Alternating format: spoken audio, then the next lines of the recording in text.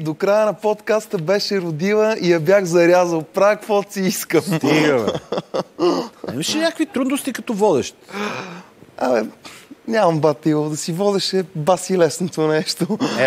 Значи, ако имаш проблеми, само свиркай. Единствено малко така се шашнах, след като смених 3 оператори. 3 оператори си сменил? Да. Защо, бе? Изгарят им зениците от белотата на зъбите ми. Не издържат. Кажи ми, каква беше, така да се каже, личната ти мотивация да се захванеш с нещо подобно? Батило, знаеш, че в днешно време един истински мъж трябва да направи син, да посади дърво и да направи подкаст. Така ли? Аз направих 3 сина. Единият иска да става футболист, ама е голямо дърво.